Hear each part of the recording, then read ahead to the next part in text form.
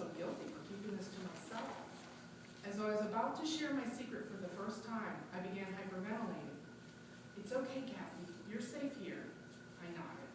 "Just take some deep breaths in," he breathed in slowly, "and out," he exhaled.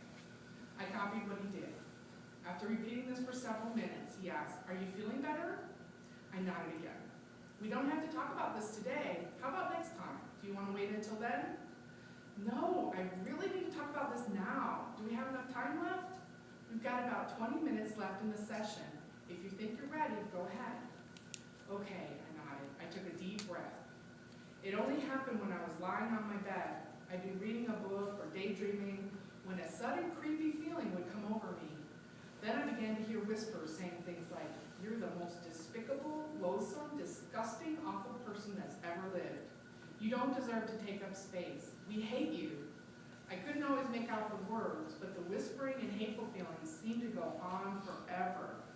"Oh, Kathy, that must have been so scary," Dr. Feingold said. It was.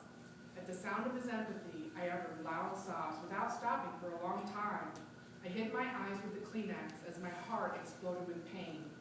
Dr. Feingold just waited and let it all wash over him. He didn't try to make me feel better. He just sat there and held the space open for me. On their own, my tears ebbed. I collected myself. I could go on. Whatever it was that whispered close to my ears was all around me. I couldn't see them, but I was trapped, frozen. I couldn't move. "How awful," he said. But then it got even worse. The voices changed into needles. They pricked me inside. And then I felt like a shrinking balloon losing all its air. This happened over and over for years. I must have been about 10 years old when it started. They didn't stop till I went away to boarding school. Each time the voices and shrieking finished, I'd forget about it. So it never occurred to me to tell anyone. "So you've never shared this with anyone else before?" Dr. Feingold asked. "No, like I said, I always forgot about it. I didn't mean to."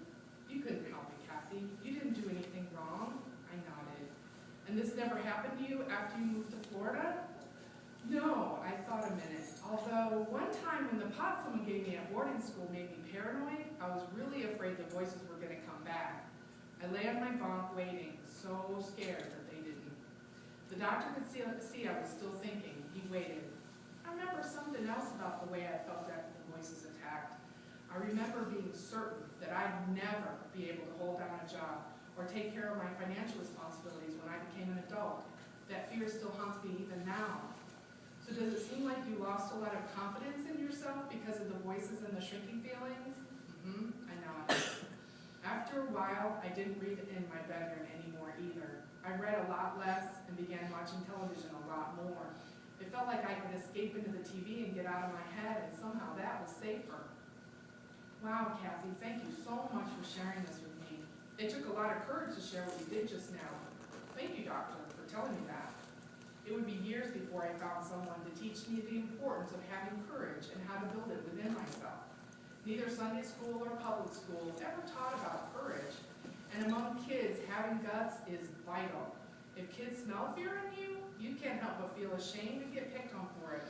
I was the one always afraid of the sheep bleating in my grandparents' farm, of the girl bully in middle school who picked on me on the school bus, of the sound of the garage door going up. That meant my stepmother was home.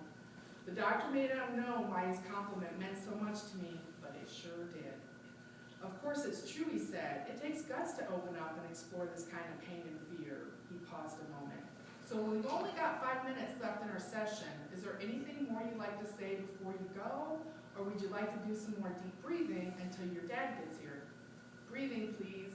With Dr. Feingold, I didn't mind quietly breathing together. It wasn't anything like sighing.